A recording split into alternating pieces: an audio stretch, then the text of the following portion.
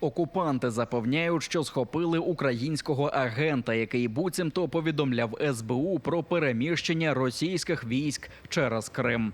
ФСБівці схопили невідомого 58-річного чоловіка на велосипеді і одразу відвезли на допит для псевдозізнань. Опублікований росіянами запис змонтований з дрібних фрагментів розповіді бранця про нібито співпрацю зі Службою безпеки України. Заявив, що познайомився з таким собі куратором на адмінмежі, коли їхав з Херсонщини до Криму, а після початку повномасштабного вторгнення буцімто відправляв йому відео влучань дронів, доповідав про переміщення військових вантажів і навіть обладнав схрон з вибухівкою. Каких-то складов горючих смазочных материалов, я не знал их названия. Один раз, да, когда летали беспилотники, взрывались, я так вот снял, как для себя, но куратор этот потребовал, чтобы я ему переслал вот это вот видео, подтверждение получилось. Схожі записи ФСБ із псевдозізнаннями невстановлених людей з'являються дедалі частіше.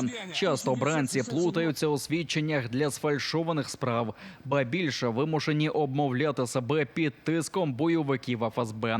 Раніше російські спецслужби заявляли про нібито затримання підозрюваного у підготовці замаху на окупаційного міністра туризму Криму. А перед тим буцімто запобігли замаху на окупаційного ватажка Сергія Аксьонова та інших маріонеткових посадовців.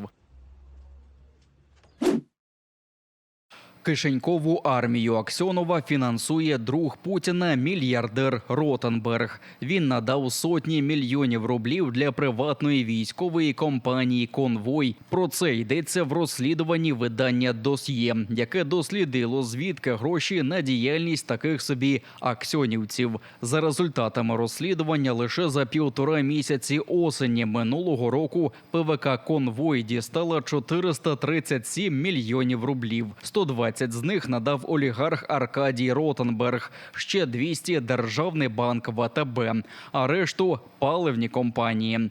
У досьє зазначають, що такі пожертви надходять на рахунок Петербурзького козачого товариства «Конвой», а воно перераховує гроші на рахунок одноіменної військово-охоронної контори. Після цього кошти отримує ватажок найманців Аксьонова Константин Пікалов, який у минулому співпрацював з вагнерівцями. За інформацією журналістів, це близько 60 мільйонів рублів щомісячно.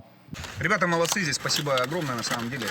Навесні ми розповідали про зв'язки новоствореної приватної військової компанії «Конвой» з найманцями Євгенія Пригожина. Так звані аксьонівці – це дивна суміш найманців, комерції та псевдокозачої ідеології. Вони стверджують, що стримують український наступ на Запоріжжі та Херсонщині, але здебільшого займаються зйомками театралізованих тренувань зі зброєю, записом звернень до Зеленського та Байдена, а також спробами довести, що кримчани охоче воюють проти України.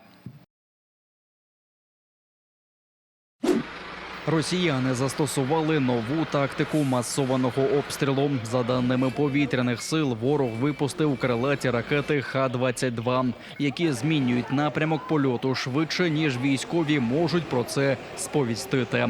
З 28 російських ракет вдалося збити 16. Прилітало на Черкащині, а також по Дніпру, Львову та Луцьку. В останньому 3 загиблих – це співробітники місцевого заводу підшипників, який належить шведській компанії СКФ, заявив речник виробника Карл Бьорнстам.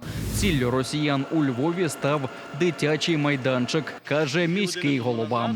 Тут на цьому місці стояв дитячий павільйон нашого садочку. Ракета прямо точно влупила в цей павільйон. Зараз є вирва глибиною 9 метрів, 20 метрів в діаметрі, та навіть є залишок цієї ракети. Зруйнований Будинок верхніх поверхів всі повигорали, вікна повилітали. Ще 19 постраждалих внаслідок атаки на Львівщину. У Дніпрі влучили по одному з підприємств. 2 людей отримали поранення. Також пошкоджений спортивний об'єкт міста. На Черкащині ракети поцілили по території приватного підприємства та медзакладу. На щастя, без постраждалих. Кримсько-татарського бранця Ельдара Кантемірова принижують за національність. Російські тюремники зневажають кримця постійною лайкою та образами, повідомляє Кримська Солідарність. Зі слів дружини Кантемірова Ельвіни Усіїнової, таку зневагу до її чоловіка дозволяє собі помічник начальника в'язниці номер 1 Димитровграда Ульяновської області Росії Валерій Назаркін. Жінка написала скаргу російській карній службі з вимогою перевірити постійні приниження російськими тюремниками кримських татар за національною ознакою. Нагадаю, що російські окупанти кинули Ельдара Кантемірова за лушти до в'язниці на 12 років за порожніми звинуваченнями в нібито тероризмі. Тепер його тримають за 1500 кілометрів від родини.